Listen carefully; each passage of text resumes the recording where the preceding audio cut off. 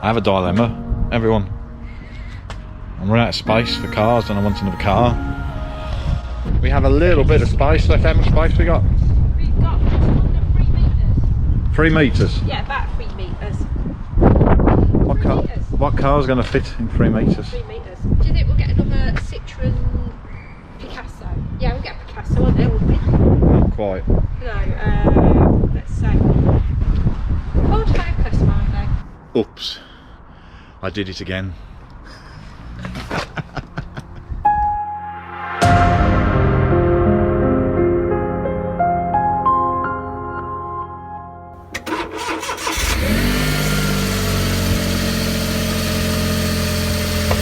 She starts. This is the first drive in my smart car. Happy days. Welcome to my Smart ForTwo. So the first generation Smart 450 was actually not called the ForTwo originally, it was just called the Smart Coupe. And it was launched in 1998 as a left-hand drive only model. Now when I used to live at my parents' house in Birmingham, I went to the official UK launch for the right-hand drive Smart on the Coventry Road in Birmingham, if anyone knows the Coventry Road in Birmingham. We had a great night, free food, test drives, albeit in left-hand drive cars.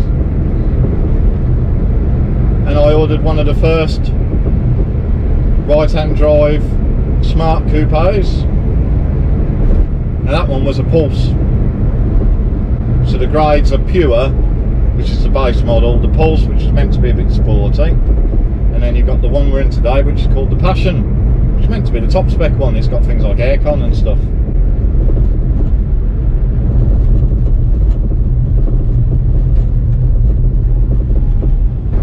Why did we buy a Smart in 2001? Well, basically because I can't think of any other car that drives like a Smart. It is really unique.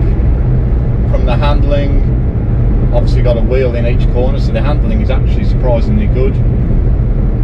To the gearbox, which is a bit of a Marmite gearbox because actually it's a manual gearbox with an automated clutch system. And in the Smart, that clutch system actually works quite slow. Now, for me personally, that's just a characteristic of driving the car. So I don't actually see that as a problem at all. I just enjoy driving the car.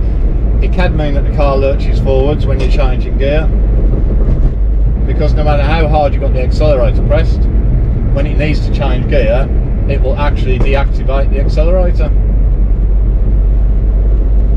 But there are easy ways to drive around that.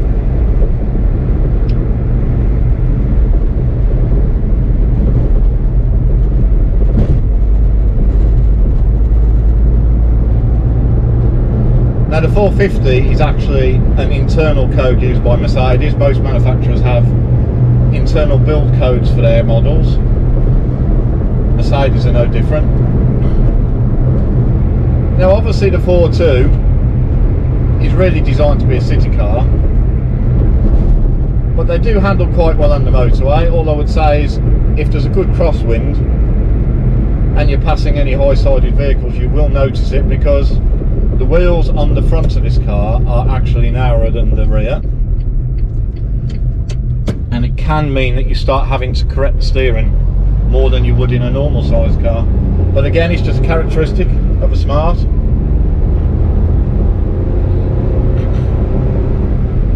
So the second generation Smart ForTwo came out in 2007 and was given the build code 451, and that ran till 2014. And the current generation is coded 453. There is also a convertible version, a roadster version,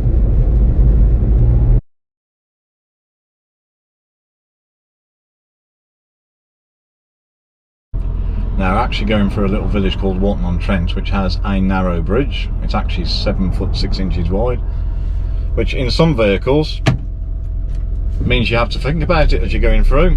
There's quite a few mirrors that have been lost going through this bridge, but I don't think we're going to have that problem with this. I don't think we're going to have that problem with this Smart car today.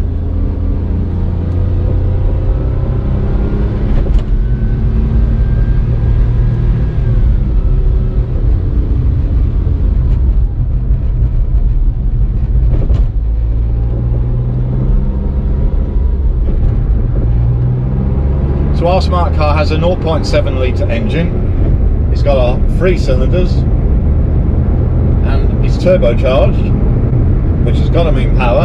And to be fair, joking aside, you do feel the turbo kick in.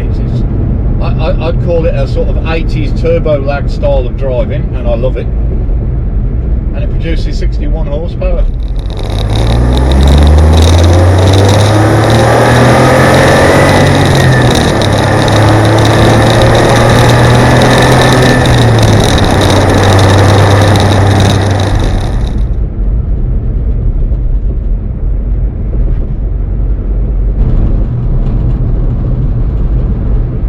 So what's our plans for our Smart ForTwo? Not really sure, to be honest, at the moment. I'm quite tempted to keep it standard because it's a 2006 car. It's not been messed with whatsoever. It's had no upgrades to it, no performance upgrades. Nothing's been changed on this car at all. In fact, one of the key reasons that we purchased this particular car was because of its history. It's got a good service history. It's got an excellent MOT history, with nothing more than 2 wiper blades and a simple seal needing to be changed. The rest of the MOT history is absolutely clean. And it lived most of its life sitting inside a motorhome. How big was that motorhome? I don't think we'll fit this smart car in our motorhome, folks. But joking aside, because it sat in that motorhome for most of its life, the whole of the vehicle has not aged particularly at all, because it hasn't seen much sunlight. It's only been used as a holiday car, obviously, when the motorhome arrives at whatever destination they're at. And it's only got 18,000 miles on the clock. And whilst I appreciate that low mileage cars don't always make for being good cars, particularly as they get older, the reality is this car has been stored dry and away from sunlight. So that, its service history and MOT history, kind of clinched the deal for me, which did mean we did pay slightly more than what many of the smart cars sell for, but we were happy to pay slightly more because of its history. One upgrade I am tempted to do is the stereo. Now, I wouldn't want to change the head unit because I'm a bit old-fashioned. I want to keep the head unit looking original. But the power it produces and the speakers that it's connected to could do with an upgrade. In fact, it wouldn't be difficult to upgrade them because the speakers that they fit in a smart car are, well, they're quite poor, really. They've got no bass to them whatsoever. I'd say they're tinier than a smart car, but of course a smart car is built out of plastic panels. Now Smart, unsurprisingly, because one of the things that Smart did do quite well was come up with a large number of accessories, and speaker upgrades was one of those accessories. And the one that I'm currently looking at is where you add 2, I guess you call them boom boxes, that the speakers sit in. Now this should improve the bass of the speakers, but I think it could also do with new speakers as well.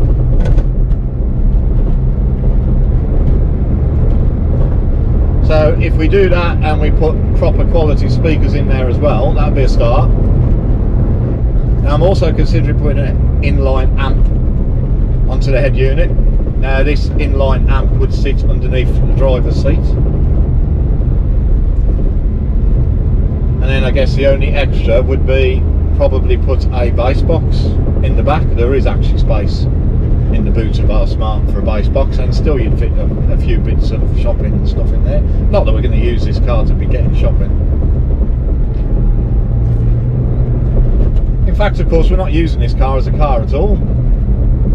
It's just yet another toy that I enjoy driving. It's as unique to drive as the 2CV.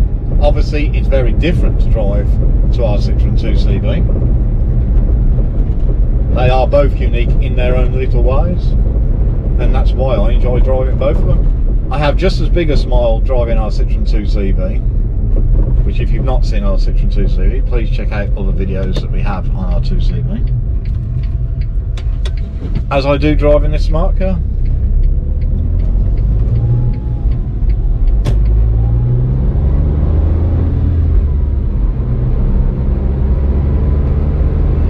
The seats are very supportive actually, they're very firm. And I guess they've not particularly had any use, so that would of course explain why they're still as new.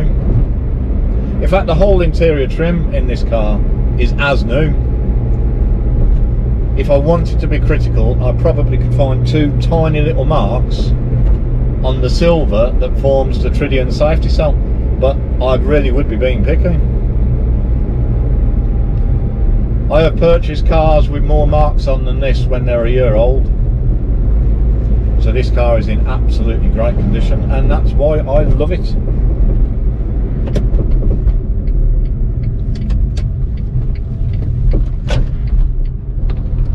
We have electric windows, folks.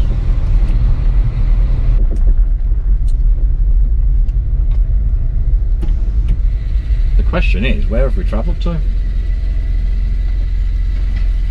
All will be revealed. That, at this point, it'd be nice for me to say I've got a big barn unit, and I'm about to fill that barn with many more cars, but unfortunately I've yet to find a unit that would enable me to buy more cars, because to be quite honest folks, if I had more space I'd have more cars, and who wouldn't?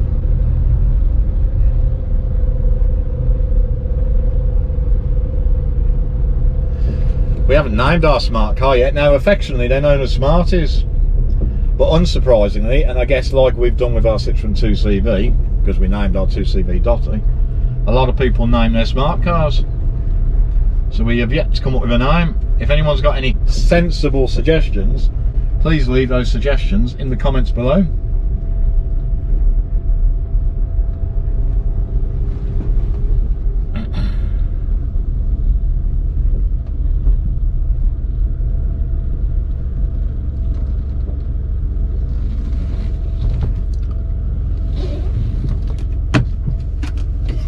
I've just realised this is the smallest vehicle we own, next to the largest vehicle we own.